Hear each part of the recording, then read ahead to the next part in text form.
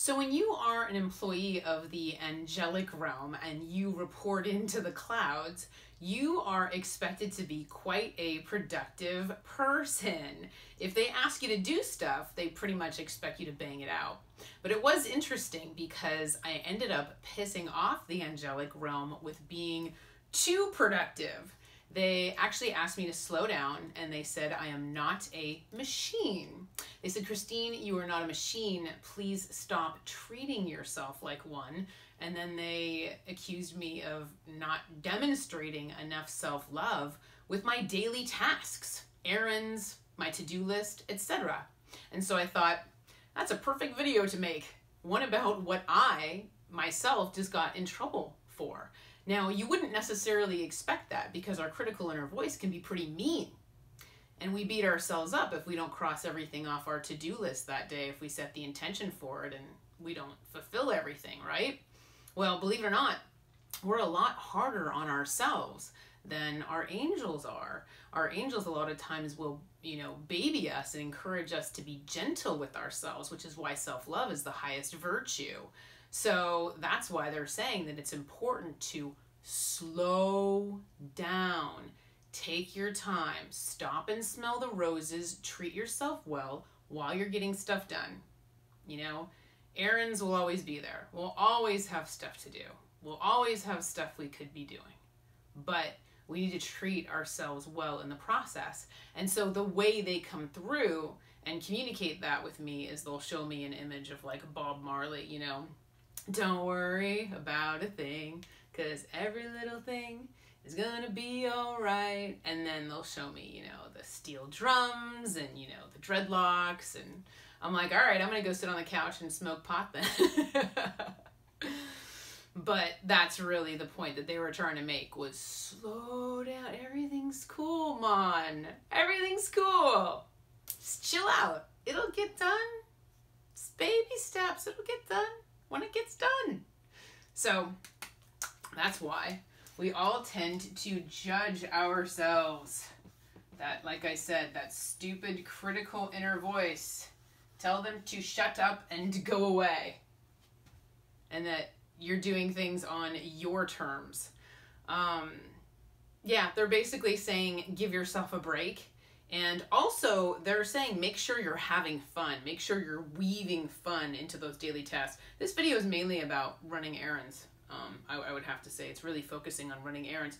But weaving fun into your daily tasks, they're saying that you definitely want to spoil your inner child and acknowledge them and say, okay, what do you want to do? Do you want, to see a movie after this? Whatever. What can you reward your inner child with when you're done with your errands? You need to weave in fun. And whatever you can do to make laundry fun. Have sock wars with your roommate or whatever. Make laundry day fun and enjoyable. Go out for a glass of wine after. And that's where it's like maybe you get together with your roommate or your friend and you say, okay, after we've run all these errands, we're going to go do something fun, and then you'll be looking forward to that as well. But again, slow down, move at your own pace. I remember I always had this saying, it's like once the work gets done, it's time to have fun. And it was like work hard, play hard. And so I just constantly tried to bang out the work so that I could go have fun. It's like, well, you can't really cut corners either. So it's like, I think that's another thing, the other side, another point that they're trying to make is quality. You're less likely to cut corners in just the quality of your work, the quality of whatever, but, just even if you're just running errands and you're like, oh, I probably should have taken some more time, at the bank or, whatever. It's you don't just want to race through it and be careless either, because then maybe you forget stuff that's important or whatever, right? Okay, and then another thing that they're really big on is whether we're in thinking or feeling mode. When you're in feeling mode, it's like you're driving around and you are enjoying the music in your car. You are feeling the air conditioner on your face. Maybe, you're eating and you're really tasting your food. You're really being present in the moment, right? You're not focused on the past. You're You're not worrying and you're focused or regretting the past. You're not worrying about the future. You're living in the now. You're really just focusing on the present and being sensual. There's something to be said for sensuality.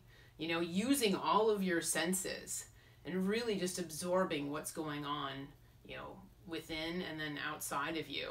Being just a little more aware and in the moment just makes the day more enjoyable. That's another reason to slow down, is it makes you more present. And so the opposite of that, of course, is thinking mode, when you have frenetic thoughts and you're not really feeling. Your mind is just racing and you're just going a mile a minute, like, okay, do this, do that, do this, do that. You know, time is money, got to get it done. You know, I have lots of demands on my time. Christine, you're smoking crack. I wish I could slow down. That's a luxury. You know, some of those people are chuckling at this video, like, must be nice. You know, those busy families and stuff. But, you know, I feel like this is also the result of a lot of heavy energy, because I watch a lot of CNN.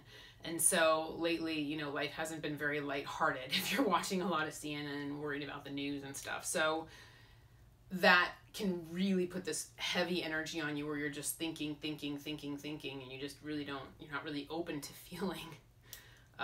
And so that's where you kind of have to pull yourself back and again, try to cater to that inner child, slow down, try to be in like a place of gratitude where you're appreciating everything, writing down a list of your blessings, watching cartoons, whatever, to try to, I don't know, whatever you can do to get yourself back into feeling mode, music, etc. Now, another reason why the other side really likes feeling mode is because of intuition. They can talk to you throughout the day. So if you develop your intuition and strengthen your connection to your angels while you're driving your car, walking through Target, whatever, they can talk to you and they can reach you because you're like, Bob Marley, man. They can reach you. So you're relaxed and happy, you're more likely to hear them, and yeah, because your mind isn't junked up with thoughts.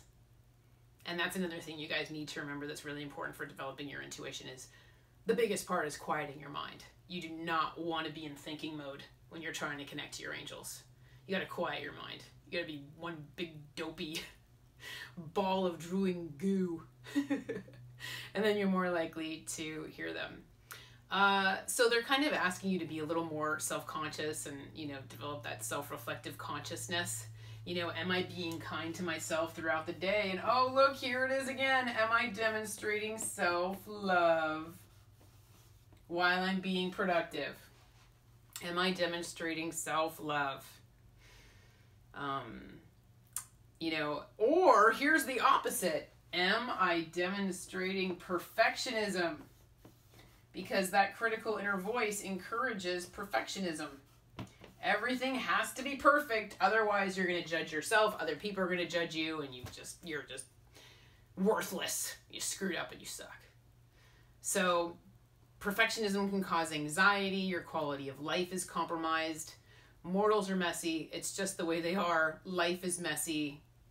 Don't try to be perfect. Don't try to be perfect in your productivity and getting stuff done. It's like, you get it done, you don't get it done, everything's cool. Just don't be so hard on yourself. It is interesting how we are harder on ourselves than they are. Like, wouldn't you expect it to be the opposite? Really not. They really want us to be gentle with ourselves. They really do. They want us to be gentle. Yeah, it's all about, you know, the soul and preserving our vibration and the law of attraction, and realizing that even if you're like at the grocery store, you know, universal energies are responding to you, and, you know, what are you broadcasting? What are you putting out there? And just, yeah, I mean, it's even, you know, even running errands with love. Suppose you're at the grocery store and you're shopping for dinner that you're going to cook for your family. That's loving, you know? That's your inner god or goddess coming out of you. You're expressing that love, you know, for the people that you care for with food. That's loving. So feel the energy. Next time you're at the grocery store, feel the energy and be like, oh, I love my family. They're going to, you know, enjoy this dinner and they're going to be fortified, you know, from me. It's from the heart, right? So enjoy it. Don't sit there and be like, oh God, I can't believe it. Like knocking stuff in your cart because you're in such a hurry, right? We've all been there. Time, yeah, there never seems to be enough of it, huh? And then last but not least, sense of self. They like us to take the time to develop a stronger sense of self. That's what journaling is for. They like us to, take time out to journal and establish what we're really thinking and feeling about things, getting in touch with ourselves, because, that energy is always focused outside of ourselves, so we aren't always aware of what's going on within. They're asking us to, focus on hobbies. Make sure, when the work is done, we focus on self-spoiling hobbies, like let's go play tennis, let's go see a movie, let's go to the beach, whatever. It's enjoyable for you. Leave the computer alone, leave your phone at home, get away from the electronics and go outside and do something fun, arts and crafts, whatever. Express yourself creatively. Go to those ceramic places where you, paint, color me mine, whatever. Where you paint pottery and then they fire it for you and you've got this cool mug you made. Let that creative energy come out of you. So that's where the sense of self and the hobbies come in, because it fortifies your soul and gives you a stronger sense of yourself and what you enjoy. And that's really what they're saying, is they want, work to be, work is very rewarding. Work gets respect. Wow, she worked late, good for her, putting in the hours, and the boss is happy, and you're getting kudos, and everyone thinks you're so great. Well, don't lose yourself in the work either, right? So you could end up losing yourself in your productivity, or your self-esteem just fluctuate, Your self-esteem fluctuates based on how productive you are. Make sure that's not how you value yourself. Make sure you value yourself no matter how productive you are. I guess that's what they're saying, is there's a balance. They're showing me, the scales, where there's a balance there. There's a balance between the two, but that was the thing, is just make sure you're not going too far the other direction, where you're literally just a bump on a log getting nothing done, or just treating yourself like a robot, which is what I got in trouble for. So don't treat yourself like a machine. Just the center, just walk that line, finding a nice happy medium between the two, so that you can party and run errands at the same time. And in the meantime, take care and be well. Thank you.